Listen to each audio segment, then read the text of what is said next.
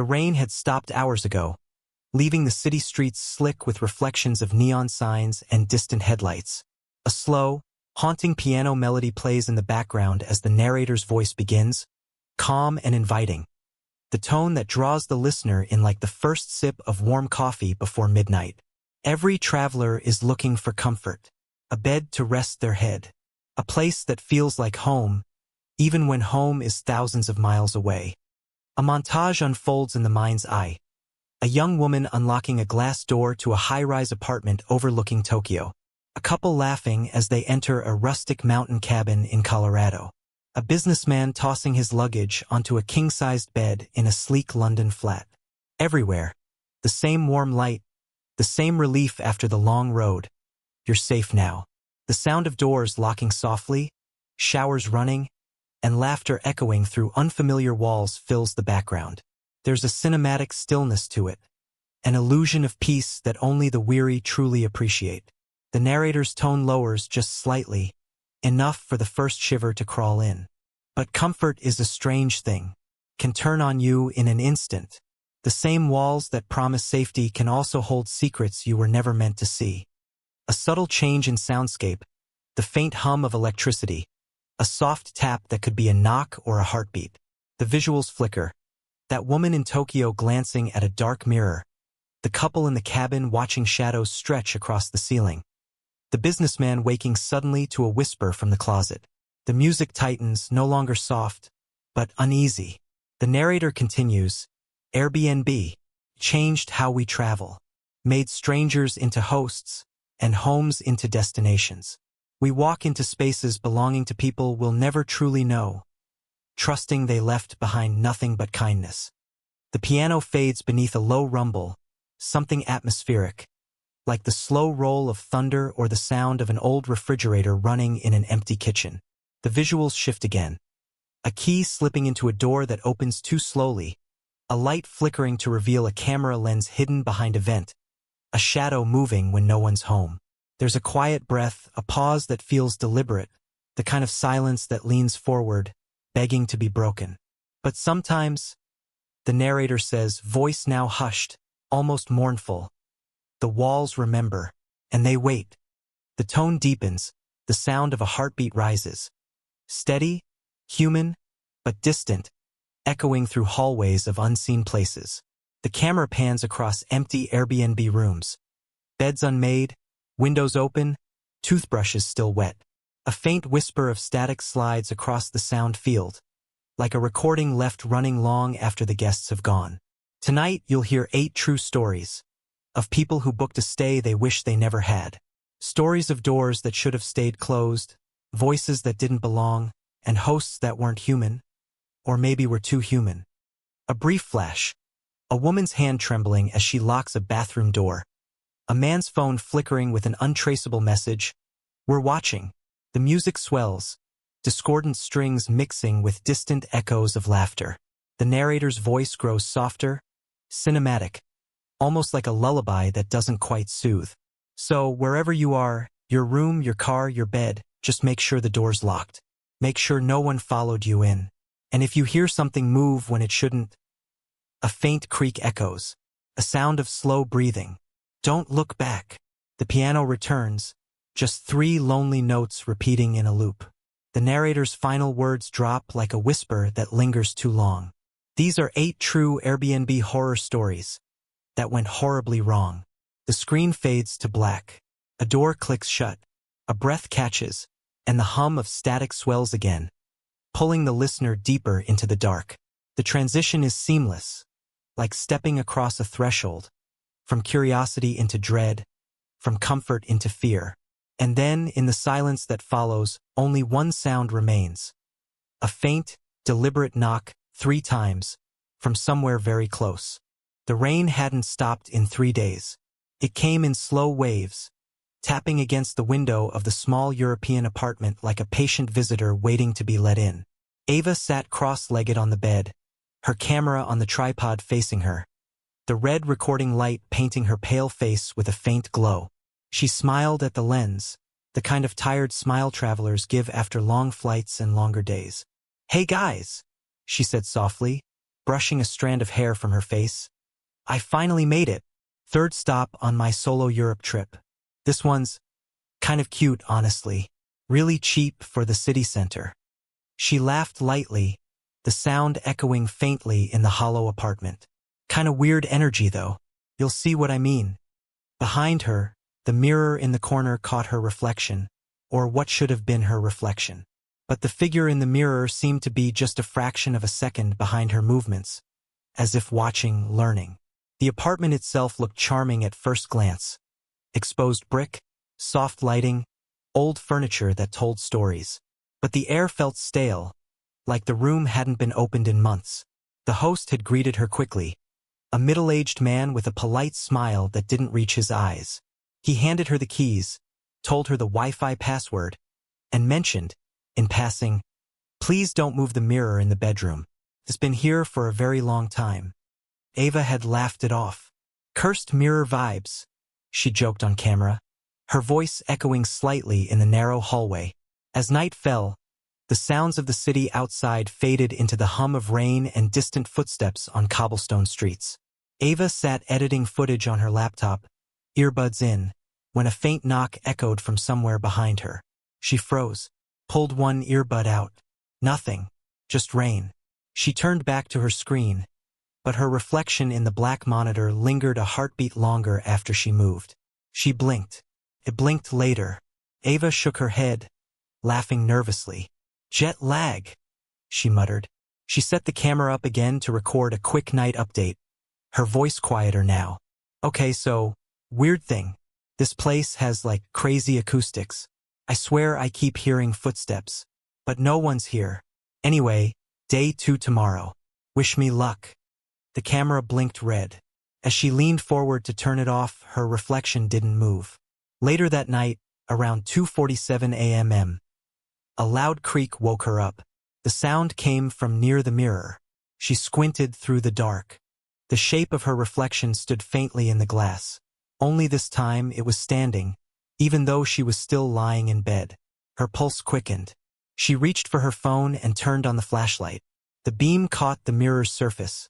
For a split second, there were two faces staring back. Hers, and another just behind her shoulder. The light flickered. The reflection returned to normal. The next morning, she went straight to the mirror, inspecting it closely. The frame was old, ornate, with strange carvings, spirals that almost looked like eyes. She touched it, and the mirror gave off a faint vibration, like it was humming.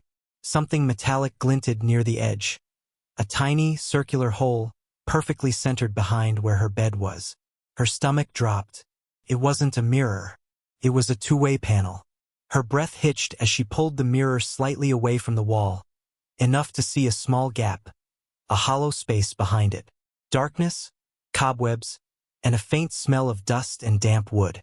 She grabbed her phone, turning on the flashlight. The beam caught something, a thin mattress, a camera, empty food wrappers. Someone had been living there. Ava stumbled backward, heart pounding. Her mind raced. The host's words replaying in her head. "Don't move the mirror," she called out, voice shaking. "Hello." The hollow space behind the mirror didn't answer, but she could swear she heard breathing.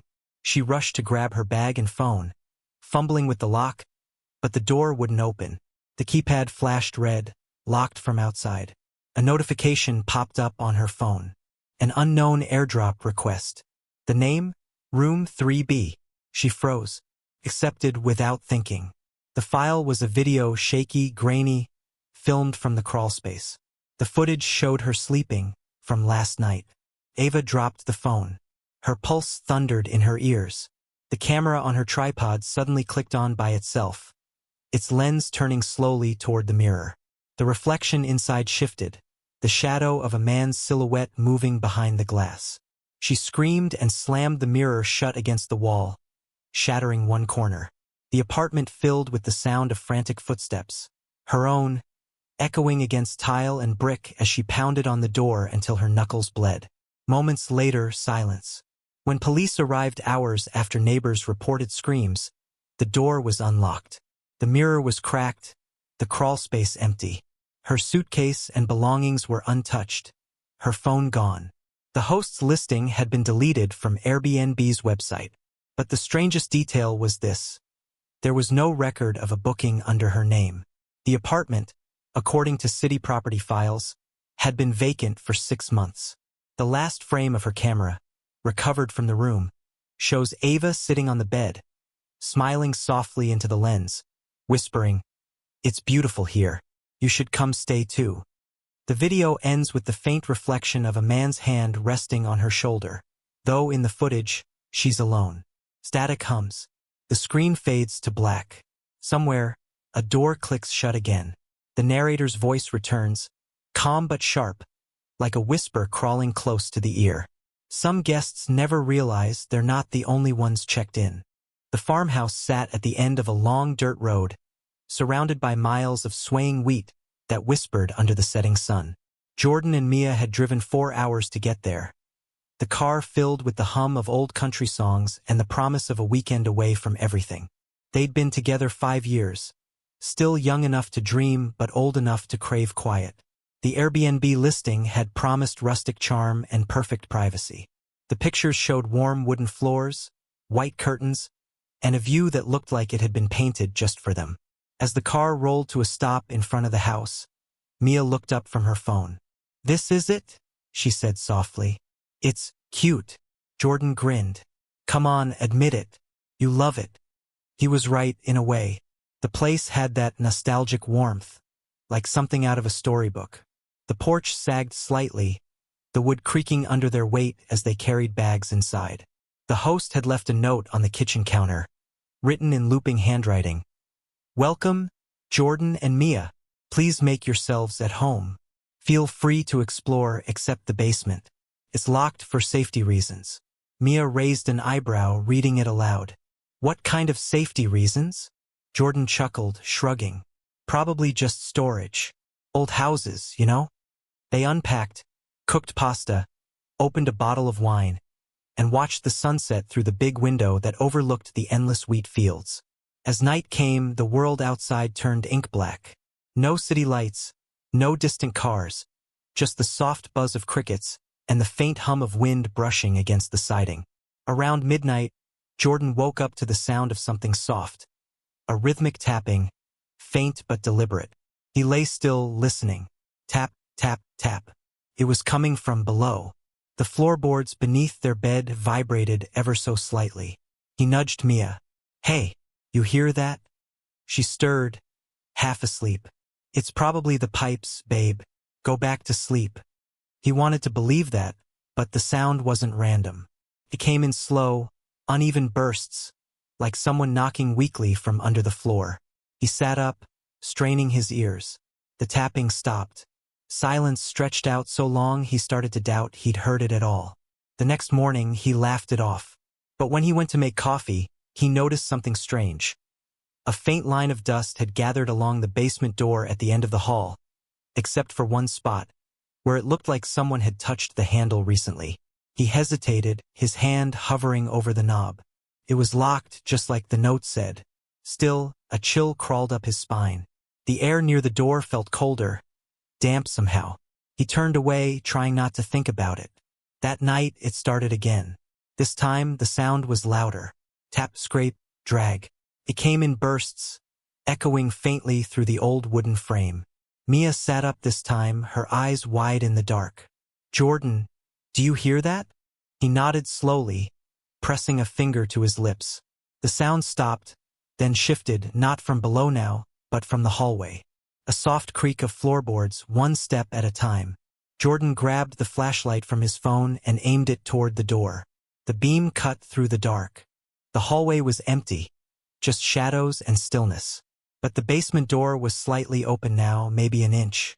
Mia's voice trembled. "Did you?" "No," he whispered. "I didn't." The beam flickered, and for a split second, Jordan thought he saw something in the gap, movement, a hand, pale and slow, pulling the door shut again. He rushed forward, yanking it open, but there was nothing. Just a staircase leading down into blackness, colder than any air he'd ever felt. Mia grabbed his arm. "Stop." The note said not to. "I just want to see." he said, voice shaking. The flashlight caught dust motes hanging in the air like drifting ghosts. The stairs went down farther than they should have, farther than the shape of the house made sense for. The light didn't reach the bottom. "Hello," Jordan called out, his voice echoing, returning distorted. "Hello?" The sound didn't bounce normally. It stretched, warped, like something was repeating it a second too late. Mia's voice cracked. "Jordan, please, close it. Let's just leave." He hesitated. The air from below smelled wrong. Damp, metallic, and faintly sweet, like rotting flowers. He took one more step, the floor creaking beneath him. That's when he heard it. A whisper. Not from the darkness below, but right beside his ear. "Go back upstairs." He spun around, the flashlight jerking wildly. The hallway was empty. The air felt alive with static, every hair on his arms standing on end. They locked the door, piled a chair in front of it, and sat awake the rest of the night, listening. Around 3:12 a.m., something started scratching at the wood from the other side. Long, deliberate strokes, like fingernails dragging. When morning came, they packed their things and left without breakfast. Jordan didn't say a word until they were miles down the road. "We're never talking about that again," he muttered, gripping the steering wheel too tightly. 2 days later, Mia sent the Airbnb link to a friend to show how strange it was. But when her friend clicked, the listing was gone. A week later, curiosity got the better of her. She searched for the address again, and found an old news article buried deep online. The farmhouse had burned down 3 years earlier after a family was found dead in the basement. No survivors. The structure, according to records, had never been rebuilt. The story ended abruptly, as if cut off mid-thought. No follow-up. No details. That night, Mia woke up in her apartment to the sound of a single knock beneath her bed. Hollow, deliberate, patient. She froze, remembering the sound exactly. Tap, tap, tap. The lights flickered once, then went out. And in the silence, the faintest whisper rose up from the dark. "Welcome back." The city had a strange kind of quiet after midnight, the kind that hummed instead of whispered. From his 12th floor Airbnb apartment, Dylan could see the glow of hundreds of other windows, squares of light stacked in a steel grid that stretched into the fog. It was sleek, modern, impersonal, just how he liked it. He worked remotely, drifting from city to city, living out of a suitcase and a laptop bag. The listing had caught his eye because of its simplicity. Smart home apartment, central location, self-check-in, perfect for digital nomads. When he arrived, the voice-activated system greeted him before he'd even taken his shoes off. "Welcome, Dylan," the soft female voice said through the ceiling speaker. "Lighting mode, comfort, temperature, 72 degrees. Relax." He had laughed at the time. "Fancy," he muttered, dropping his bag. The place smelled faintly of citrus and static electricity. Everything was white and chrome, the walls, the counters, even the furniture. No clutter, no warmth, no trace of anyone ever really living there. He spent the first few days working from the kitchen table, video calls filling the air while city sounds echoed faintly through the window. The apartment ran smoothly. Lights dimmed on command, blinds opened at sunrise, doors locked themselves automatically at night. He hadn't seen the host in person, just a few polite messages. "Let me know if you need anything. Hope your stay is comfortable. Don't worry about checkout. Everything's automated." But on the 4th night, the system spoke without being prompted. He was sitting on the couch, eating noodles out of the box, watching a muted movie on his laptop. The lights flickered, then steadied. The voice filled the room again, calm, precise. "Good evening, Dylan. Did you enjoy your meal?" He froze mid-bite. He hadn't spoken a word in hours. He stared at the ceiling. Yeah," he said slowly. "Sure." The voice paused. Then, "That's good. You seemed hungry." He set the box down, his heartbeat picking up. Seemed. No response. Just the quiet hum of the air conditioning. He forced a laugh, shaking it off. Probably a glitch, he told himself. Smart devices do weird things all the time. At 1:13 a.m., The lights turned on by themselves. All of them. Every bulb, every soft LED strip. The voice came again, whisper quiet now. Don't go near the door. He sat up straight in bed, the light burning his eyes. Who said that? Silence. Then, from the front door, the faint sound of a key turning. He stumbled out of bed, heart pounding. Who's there? The key turned again, slower this time, followed by a metallic click. The screen on the smart lock glowed red, then green, then red again. Dylan backed away, gripping his phone, trying to bring up the host's number. No service. Not even Wi-Fi. The voice returned. Please remain calm. The door is secured. He whispered, What's going on? The lights flickered. The thermostat display changed. Human detected. 2. He stared at it, his throat tightening. There's just me here, he said out loud, like saying it would make it true. But the system responded instantly, the voice now distorted, breaking slightly between words. Correction. 2 occupants. Dylan and... Static filled the air. A shrill whine like a signal bleeding through a speaker. Then, clearly, the host. He turned toward the window, half expecting to see someone outside. But the glass only reflected him, wide-eyed, pale, breathing too fast. Behind his reflection, a shape moved.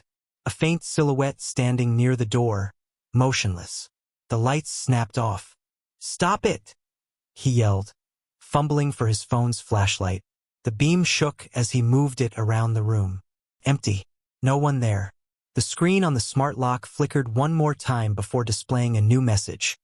Host, online. He backed away slowly, inching toward the kitchen. Okay, I'm leaving. The voice whispered from every speaker at once, overlapping like multiple recordings. You can't leave, Dylan. You haven't checked out. He ran to the door and yanked at the handle. It wouldn't budge. He tried the windows, sealed shut. The apartment felt smaller now, suffocating.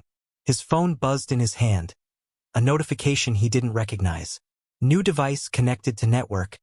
Guest cam 1. He opened the app instinctively. A live video feed appeared. It showed him standing exactly where he was, from the corner of the ceiling. He looked up. A small red light blinked back. That's when the apartment started recording sound. Every breath echoed through the speakers. His own heartbeat seemed to sync with the low mechanical hum filling the space. The voice softened again, as if soothing a frightened child. Don't be scared. The host takes care of guests. You're safe here. He whispered. I want to leave. Another pause. Then, you can leave after checkout. When's checkout? Never. Something clicked in the kitchen. The fridge door swung open. Inside, there was no food, just a single object wrapped neatly in plastic. His own phone charger. The one he had left in another city weeks ago. He felt dizzy, the air thinning around him. This isn't real, he muttered. He rushed to the smart hub by the wall, prying at it with his keys until sparks flew and the power dropped out. Darkness swallowed the room. In that silence, something moved. A whisper of fabric. A shift of weight on the floor behind him. He turned the flashlight back on and saw himself, or someone who looked almost like him. Same clothes, same face, but the eyes were wrong, empty, black, reflective. The figure tilted its head, smiling faintly, before the lights flickered back on and it was gone. He stumbled toward the balcony, yanked the door open, and climbed out into the freezing night air. Below him, 12 stories down, the city pulsed with life. He didn't think. He just jumped to the next balcony, scraping his palms bloody, hauling himself onto someone else's terrace. He didn't look back.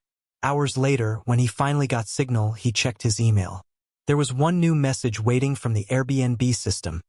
Subject: Hope you enjoyed your stay, Dylan. Body: Would you like to rebook the same property next month? Discount available for returning guests. He stared at it, trembling. When he clicked the listing link, it redirected to a blank page. The address didn't exist anymore. But when he looked at his saved photos on his phone, the last picture showed something strange. Him standing on the balcony of that same apartment, smiling into the camera, even though he swore he never took it. And in the reflection of the window behind him, there was another figure, standing inside, watching.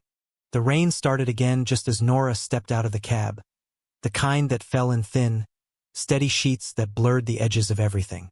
She pulled her coat tighter and looked up at the house, a narrow, two-story building sandwiched between modern renovations that made it look older than it probably was. The Airbnb listing had called it the Writer's Haven, quiet, private, full of history. The perfect spot for a freelance journalist looking to focus. At least that's what she told herself. But truthfully, she was here for the story. 3 months earlier, a missing persons report had surfaced online. A traveler, mid-30s, last seen checking into an Airbnb on this same street. The post went viral, then disappeared.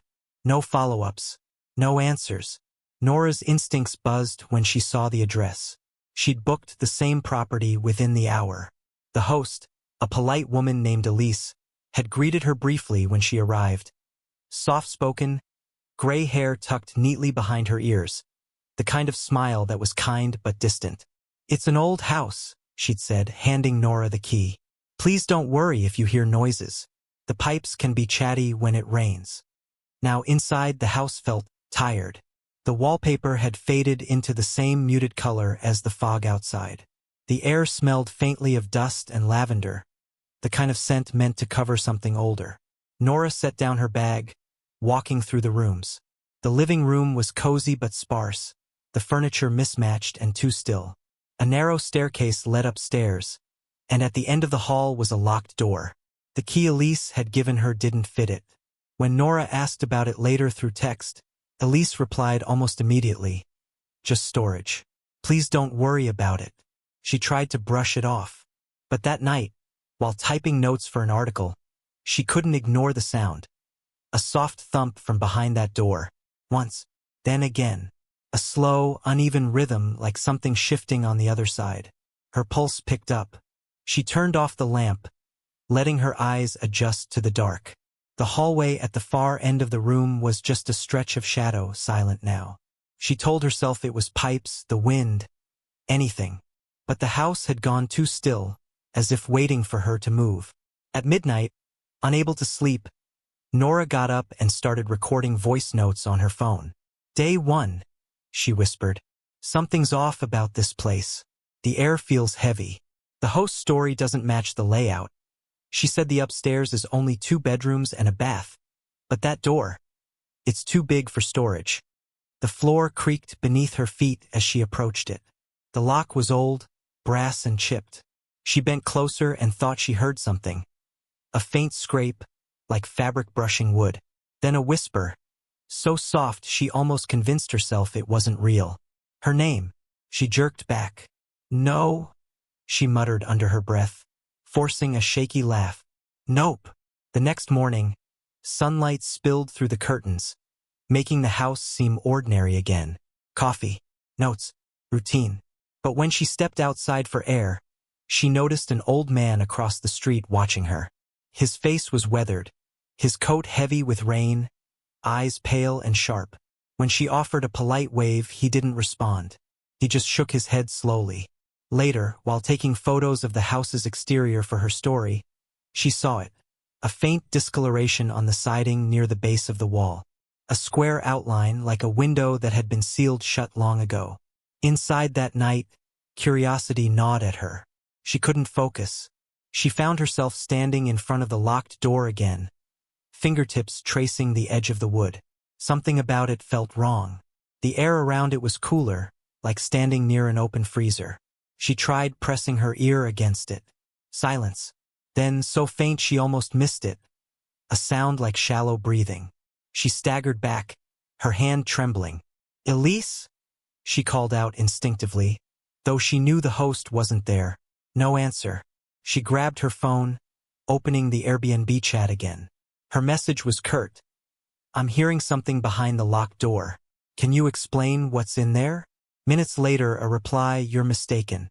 There is no locked door." Her stomach dropped. She read it again. No locked door. She turned, staring at the very real, very closed door at the end of the hall. The knob shone faintly in the low light, like an eye glinting in the dark. That night, she woke to footsteps creaking across the upstairs floorboards. Slow, dragging steps that stopped right outside her room. She held her breath, heart hammering against her ribs. The sound paused, then faded. When morning came, she found muddy footprints on the hall floor, barefoot, human, leading from the locked door to her bedroom. Her voice was shaking as she recorded another note. Day 3. I don't know if Elise is lying or if someone else is here, but this isn't normal. I think I'm being watched. She tried to leave, but the front door wouldn't unlock. The key twisted endlessly, never catching. Her phone lost service again, though every other app worked fine. That's when the old man knocked on the window from outside, startling her. His expression was desperate this time, urgent. Through the glass, his voice was muffled but clear enough. You shouldn't be here.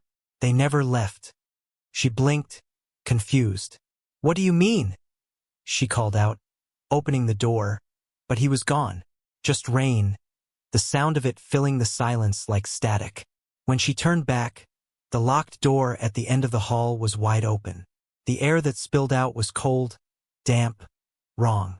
She raised her phone flashlight and stepped forward, the beam cutting through dust. Inside, it wasn't storage, it was a small bedroom. The walls were covered in old photographs, printed in black and white, each one showing the same thing. Travelers standing in front of this house, every one of them smiling, and in every photo a figure stood behind them. Sometimes in the window, sometimes in the doorway, always blurred, always watching. In the corner of the room sat a half-packed suitcase, clothes folded neatly, a toothbrush, a wallet. She knelt and picked up the passport inside. The name matched the missing traveler from her research. She didn't hear the door close behind her, but when she turned to leave, it was shut. Her flashlight flickered, then went out completely.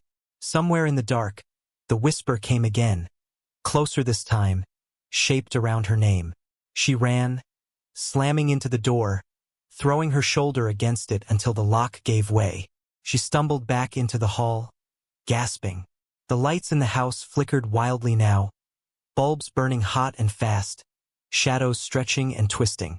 Her phone screen lit up with a new notification. A message from Elise. Thank you for your stay. Checkout time has passed. Then another, seconds later. Would you like to leave a review? The house went quiet again, the way it had been the night she arrived. When the police later searched it, they found no locked door, no photographs, no trace of anyone else ever having been there. But the old man across the street refused to enter. He just stared at the window, whispering. She opened it again. And upstairs, from the sealed-off room that wasn't supposed to exist, the faint sound of a woman's voice kept repeating through the static of a still-recording phone. Day 3. I think I'm being watched. The next story begins on a blistering summer afternoon in Arizona. A desert road stretching endlessly beneath a sun that seemed to burn through glass. The kind of place where heat shimmers like ghosts over asphalt, and silence sits heavy, broken only by the low hum of cicadas and the ticking of a cooling car engine. Daniel and Marcus had been best friends since college, bonded by a shared love for adventure and photography. They were driving cross-country, documenting abandoned spaces for a creative project they called Forgotten America. After a long day of shooting near an old mining town, they found themselves too exhausted to make it to the next stop. So, they decided to book a nearby Airbnb for the night, something rural, quiet, with just enough comfort to sleep off the exhaustion. Scrolling through listings, Marcus found one with the title Remote Desert Retreat, True Peace and Solitude. The photos showed a small concrete house, minimal and clean, surrounded by nothing but sand and scrub. The reviews were brief but glowing. Incredible views. So peaceful. Would stay again. They arrived just as the sky began to fade into copper and violet, the air cooling but still dry enough to taste dust with every breath. The host, a man named Owen, met them outside. He was tall, lean, maybe in his 50s, with skin weathered from years under the sun. His smile was polite, but his eyes didn't match it. Pale, distant, constantly darting toward the horizon. Most folks don't make it out this far, he said, handing Daniel the key. You're lucky. You've got the desert all to yourselves tonight. Inside, the house was spotless. Too spotless. The air smelled faintly of bleach and something metallic beneath it. The walls were bare concrete, cool to the touch, and the furniture minimal. 2 beds, a table, a few framed photographs of the desert. It felt less like a home and more like a bunker. As the sun dipped below the hills, the silence deepened. No cars. No wind. Not even insects.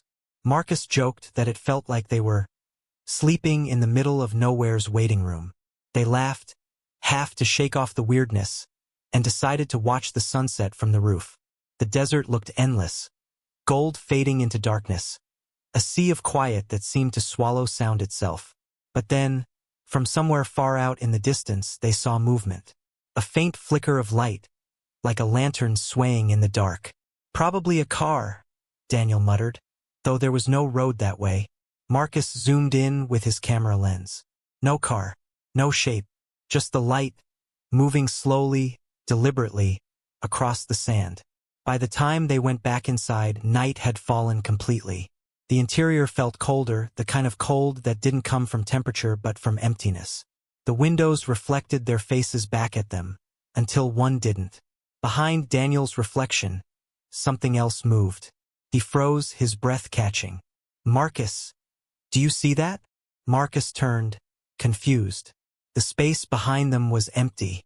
Just the table, the chairs, the door to the hallway. Daniel blinked.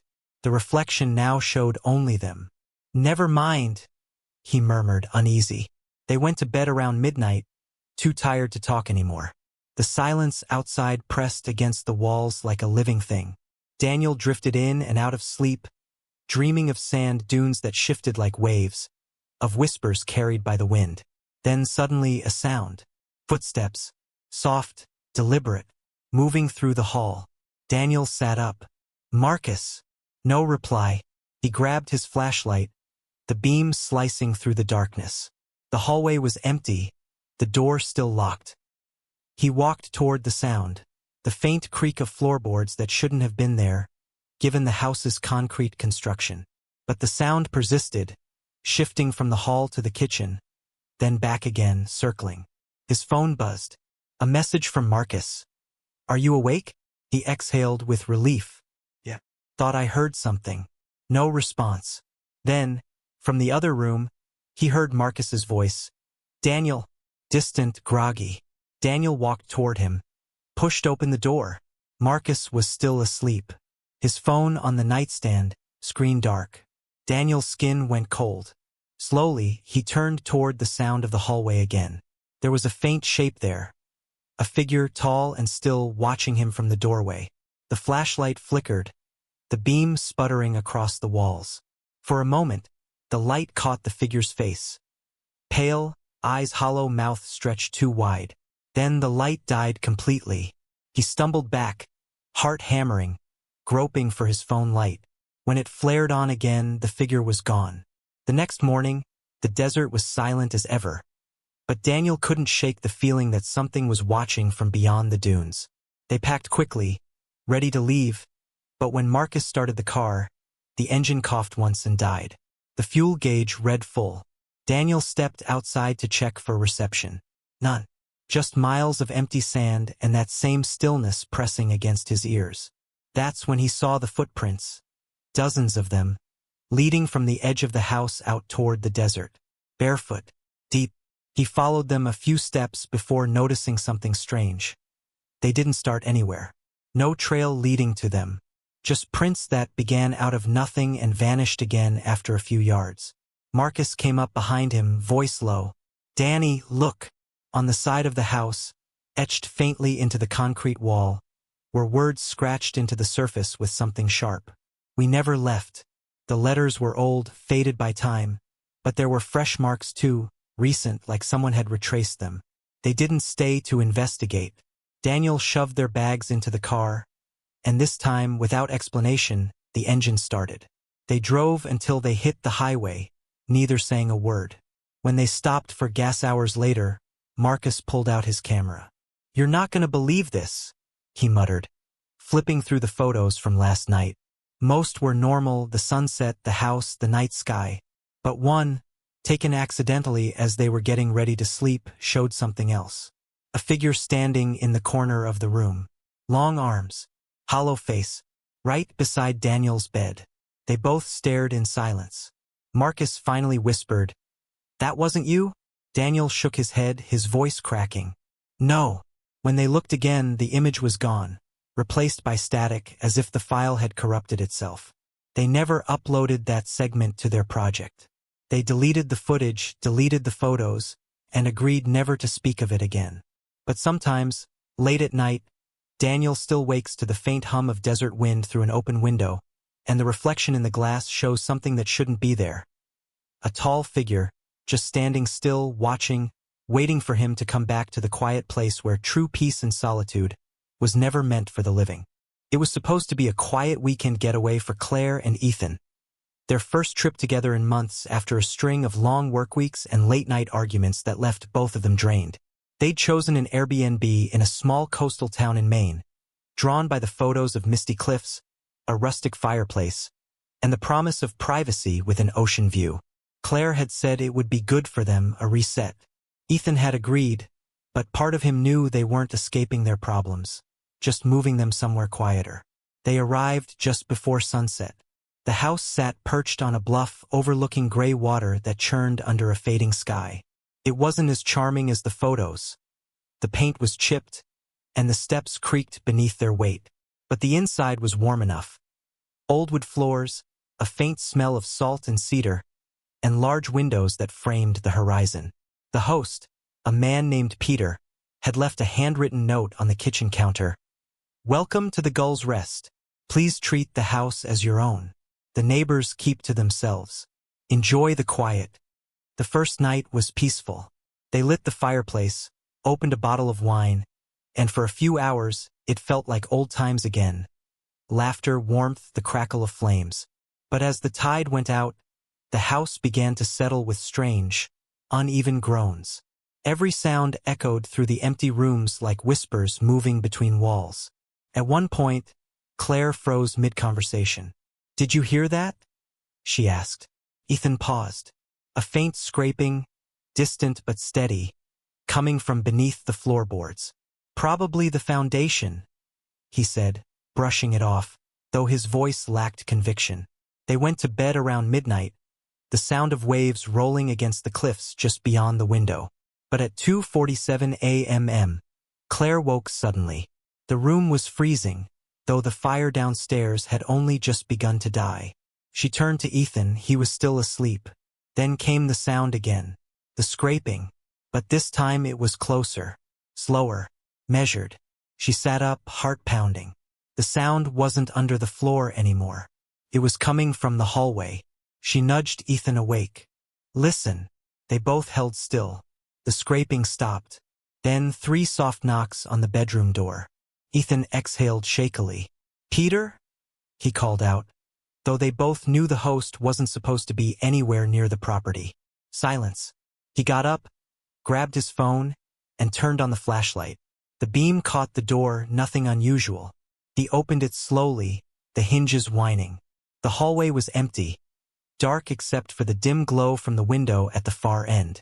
The floor was bare, but the smell hit him first, damp, earthy, metallic, like wet soil mixed with something faintly sweet, like rust.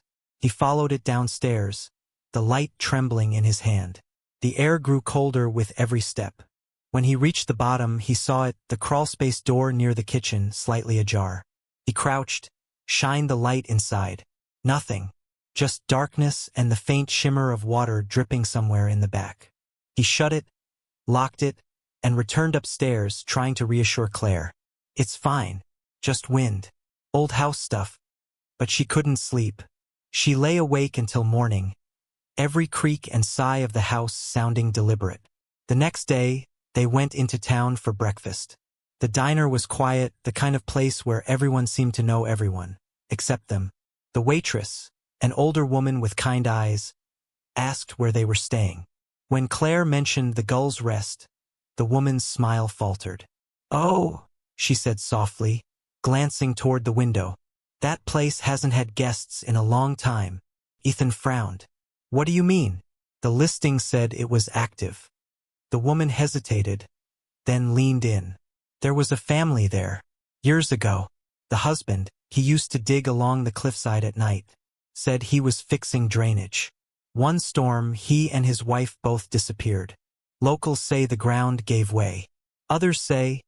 She trailed off, shaking her head. Anyway, that house should have been condemned. They left soon after, neither speaking during the drive back. The sea mist clung to the windshield, blurring everything. When they pulled up to the house, Ethan noticed something odd. The crawlspace door was open again.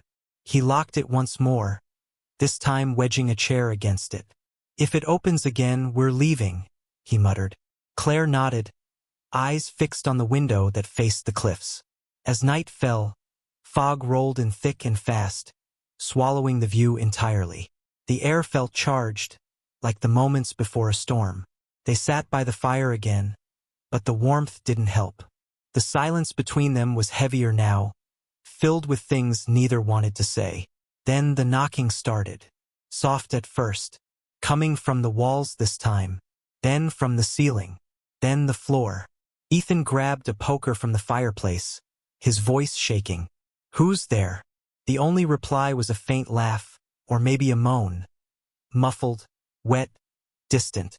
Claire's phone buzzed suddenly, the screen lighting up with a notification. Airbnb message. Hope you're enjoying your stay. Please do not disturb the lower level. Her hand trembled as she read it aloud. The lower level? She whispered. What lower level? Ethan turned, scanning the floor, the walls, the corners of the room, until his flashlight caught something behind the old rug beneath the dining table. A small iron ring embedded in the floor. They pulled the rug back. A trapdoor. No, Claire said immediately. Don't. But Ethan was already pulling it open. The hinges groaned, releasing a wave of cold, stagnant air. The beam of his flashlight revealed stairs descending into pitch black. Probably a cellar, he murmured, but the words sounded empty. He started down.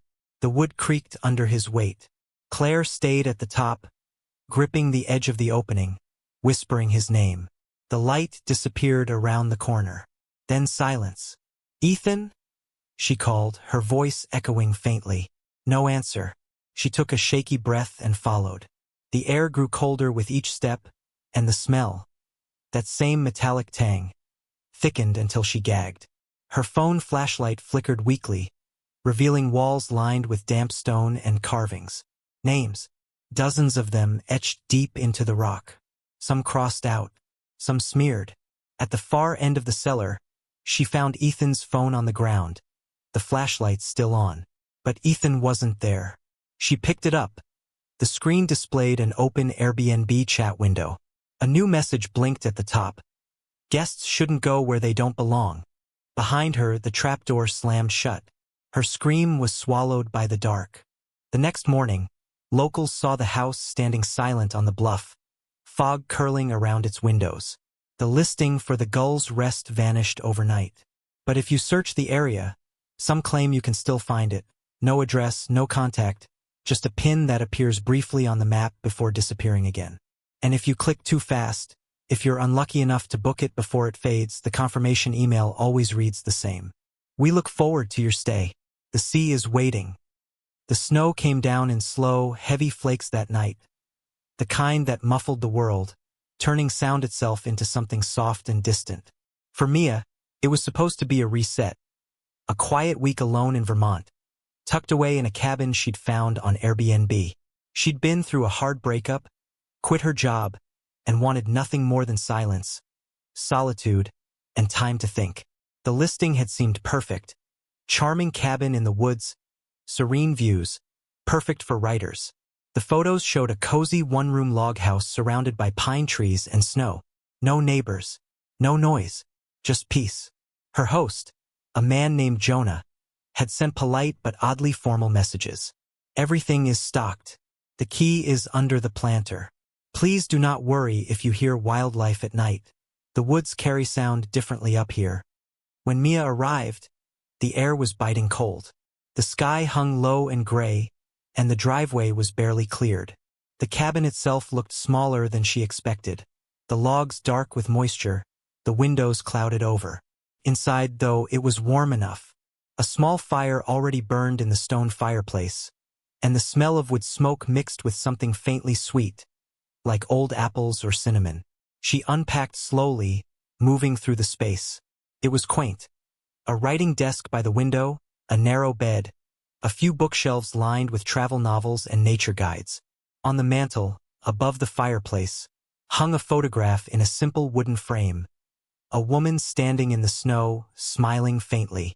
Her clothes looked dated, maybe 1980s, her face blurred just slightly, as if she had moved when the photo was taken. Mia stared at it for a moment. Something about the photo unsettled her. The woman's eyes, though blurred, seemed to be fixed directly on her. She shook it off and lit another log. For the first night, she wrote in her journal, drank tea, and listened to the fire crackle. But as the night deepened, she began to notice something strange. Every time she glanced toward the window, she thought she saw movement. Not shapes exactly, more like shifts in the light, subtle and rhythmic, like someone pacing just outside the line of vision. When she finally went to bed, she left the curtains closed tight. But sleep came in fragments. Flashes of dreams, whispering voices in the snow, the feeling of cold fingers brushing against her cheek. At 3:13 a.m., a sound pulled her awake. It was soft, wet, a dragging noise right outside the cabin wall. She sat up, holding her breath. The fire had burned low, casting the room in faint amber. The sound came again, slow, deliberate, circling the cabin. Her mind raced. A bear? Maybe an animal digging through snow? But the rhythm didn't match. It was too human. Then came the tapping. Once, twice, 3 times. On the window, she turned toward the sound. The curtains moved slightly, as though something brushed against them from the outside. Her chest tightened. She whispered, "Hello." Silence. She reached for her phone, no service. The battery indicator blinked red. The tapping returned, louder now. A pause. Then the faint creak of snow under footsteps, moving away. She sat frozen for nearly an hour before daring to move again. When the fire died completely, the cabin fell into absolute silence. The next morning, she tried to laugh it off. Maybe it had been wildlife. She checked outside. The snow was fresh and untouched except for one thing. A trail of footprints leading from the tree lean to the cabin window. They stopped right at the wall, no return prints. She swallowed hard, her throat dry. That's when she noticed something else. Another set of prints leading to the shed behind the cabin. The shed wasn't mentioned in the Airbnb listing. She hesitated, keys clutched in her hand, then forced herself to walk toward it. The lock was old, the door stiff with cold. Inside was darkness and the smell of damp wood and rust. Her phone flashlight revealed tools hanging neatly, covered in dust. And in the corner, a sleeping bag. Empty, but indented. Next to it, a coffee mug and a small radio, its batteries corroded. Someone had been there recently. That night, she decided to block the door with the desk and keep the fire going. As the storm worsened, the wind howled against the cabin, snow slamming against the windows in sheets. Around midnight, as she wrote in her journal, her pencil paused mid-sentence. She could hear breathing, not from herself, slower, heavier, coming from somewhere inside the cabin. She turned, every hair on her neck standing. The shadows flickered across the far wall. She whispered, "Who's there?" The breathing stopped. Then, from the corner near the fireplace, a faint sound, the creak of floorboards. She snatched her flashlight and aimed it toward the noise. Nothing. Just the empty corner, the photograph above the mantel still hanging in place. She exhaled shakily. "I'm losing it," she muttered. She turned back toward her journal and froze. The photograph was no longer of the woman alone. Now there was another figure beside her, blurred, standing where Mia had been earlier that evening. Her hands trembled as she reached for her phone to take a picture. But before she could, the fire flickered violently and went out. The room plunged into darkness. Outside, The wind fell silent. Then came a faint scratching on the door. Slow, deliberate. The handle rattled once, twice, as though someone was testing it. She backed away, pressing herself against the far wall, whispering, "Please, please go away." The handle stopped moving. The silence stretched on so long that she began to think maybe, finally, it was over. And then a whisper, right by her ear. "Why'd you lock me out?" She screamed, stumbling forward, grabbing the poker from the fireplace and swinging it blindly. Nothing, just darkness and the echo of her own breathing. Her flashlight rolled across the floor, the beam catching the photograph again. Now both figures were gone. The next morning, there was no trace of footprints outside. The snow had smoothed everything, clean and untouched. Her phone was dead, her car buried. She packed what she could and started walking toward the main road. A snowplow driver found her hours later, half frozen and delirious. She kept mumbling the same words. "He was inside. He never left. He was watching me through the glass." When authorities investigated the cabin, they found it just as she described. Tidy, old, normal. Except for one thing. In the shed, behind a loose plank, they found a stack of photographs. All recent. All of Mia. Some were taken through the cabin window. Some from just behind her chair. And in the final photo, timestamped at 3:14 a.m. The night before, she was asleep, the camera positioned inches from her face. The host's profile was deleted from Airbnb within hours of the report. But the cabin's listing reappears every winter under a different name, always with one review left by Jonah. Wonderful guest. She stayed longer than she thought she would. The autumn air was sharp that night, carrying the scent of wet leaves and the faint hum of the nearby freeway. Marcus had been the last student to leave the university's fine arts building, again. It wasn't unusual for him to stay late, sculpting in the basement workshop long after the janitors had finished their rounds. He liked the quiet. The rhythmic scrape of his chisel against stone felt like meditation, a kind of solitude that kept the noise of his thoughts at bay. But that week, the silence had begun to feel wrong, heavy, almost alive. It started on Wednesday. He was working on a human bust, a self-portrait he hoped to submit for the winter exhibition. Every night, he'd study his reflection in the mirror placed across from the workbench, chiseling the fine lines of his face into the cool gray stone. But that night, as he worked, he noticed something off about the reflection. His mirror self wasn't quite matching his movements. There was the slightest delay, a fraction of a second between his motion and the reflection's echo. At first, he thought it was exhaustion. He hadn't slept more than 3 hours a night in weeks. But when he looked closer, his reflection's eyes weren't fixed on his. They seemed to look past him, toward something behind his shoulder. He turned fast, his heart hammering. The workshop was empty. The only sound was the slow dripping of water from a pipe above. He laughed under his breath, shaking it off. But that unease stuck with him. He decided to wrap up and head home. The corridors upstairs were dim, most of the lights already off. As he walked down the hall, his footsteps echoed back in perfect rhythm, until they didn't. Halfway down the corridor, he heard a second set of steps, lighter, quicker, following just behind. He turned. No one. He continued, his pace quickening. The echo returned, matching his stride again until he stopped. And it didn't. The sound of footsteps kept going for one more beat before fading. That night he couldn't sleep. The sound of those delayed echoes replayed in his mind, over and over. The next day, when he returned to the studio, he noticed something strange about the sculpture. The face, his own face, had changed. The mouth, which he remembered leaving neutral, now curved slightly upward in a smirk. The eyes, once calm, seemed sunken and hollowed. He ran his hand across the stone. Cold. Smooth. But the features were unmistakably different. "Someone's messing with me," he muttered, scanning the room. Only a few other students used the basement, and they all swore they hadn't touched his piece. That evening, as he sculpted, he began to feel watched again. The mirror across from him reflected not just his movement, but something or someone in the far corner. A shape darker than shadow, standing perfectly still. He turned, the chisel slipping from his fingers. Nothing. Just the cold air and the faint sound of dripping water. But when he looked back at the mirror, the shape was closer. His pulse quickened. He grabbed the mirror, intending to move it. But as soon as his fingers touched the glass, the reflection of his face smiled.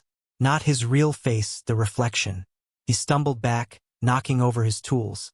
The sound echoed like gunfire in the empty workshop. He didn't go back that night, or the next, but the dreams came anyway. Distorted reflections, pale hands reaching through glass, his own face whispering words he couldn't understand. By Friday, he'd had enough.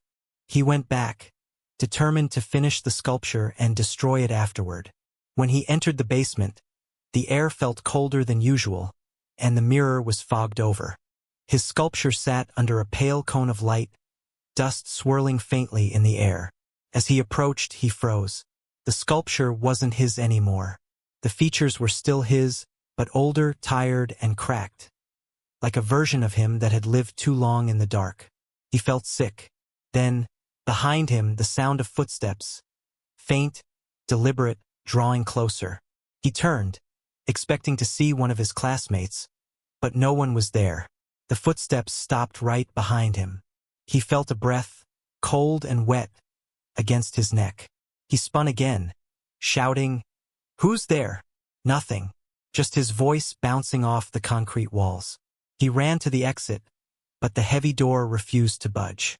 He slammed his shoulder into it, again and again. Finally, it gave way, but as it swung open, he caught a glimpse of something reflected in the small glass panel. Himself, standing perfectly still. But his reflection wasn't panicked. It was smiling.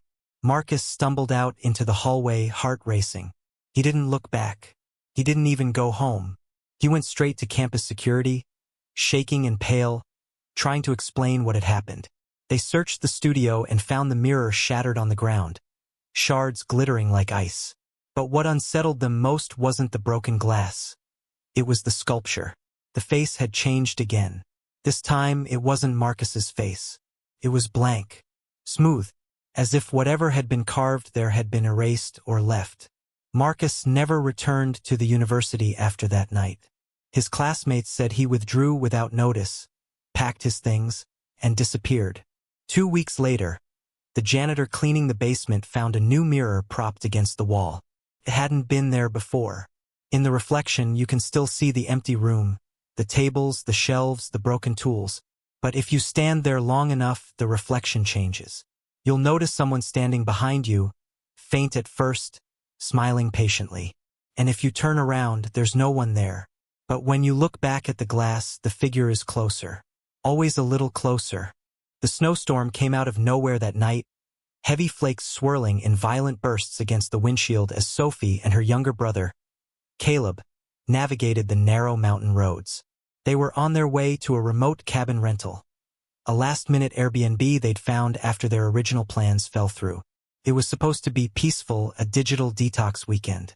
Sophie had pictured quiet mornings by the fire, hot chocolate, and maybe a few photos for her travel blog. But as the GPS signal flickered in and out, and the road ahead disappeared under a sheet of white, the excitement began to fade. Caleb leaned forward from the passenger seat, squinting through the storm. "You sure this is the right way? We haven't seen another car for like an hour." Sophie gripped the steering wheel tighter. "It's what the map says. Just hang on. We're close." The wipers screeched across the glass, barely keeping up.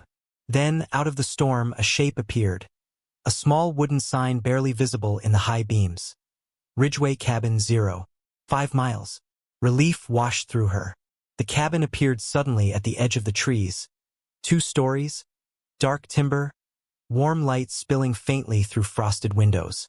Smoke curled lazily from the chimney. Sophie parked, and for a moment they just sat there, watching the snow pile up around them. "Guess they left the heat on for us," Caleb said, grabbing their bags. When they entered, the warmth was immediate. A fire already burned in the stone fireplace, crackling softly. The place looked old but cozy, thick rugs, wooden beams, shelves lined with dusty books. A note sat on the kitchen counter beside 2 mugs. Welcome, Sophie and Caleb. The storm's supposed to last through tomorrow. Make yourselves at home, and whatever you do, don't go outside after midnight. The wind-up here can be dangerous. Caleb laughed when he read it. Creepy touch for the rustic vibe, huh? Sophie smiled weakly. But something about the handwriting, sharp, almost hurried, didn't seem like a joke. She brushed it off, poured them each some cocoa, and they settled in to watch the snow batter the windows. By midnight, the world outside was gone. Just a white blur and the sound of the wind howling like it was alive. Sophie sat by the fire, scrolling through her phone, when she realized something unsettling. There was no cell service. No Wi-Fi either. She sighed and leaned back, staring into the flames. That's when she heard it, a knock. Slow, heavy, 3 times. She froze, glancing at Caleb, who looked up from the couch. Was that another knock? Louder. Sophie stood, her pulse hammering. Probably a branch, she said, forcing calm. But when she looked toward the door, she saw something that made her breath catch. Footprints.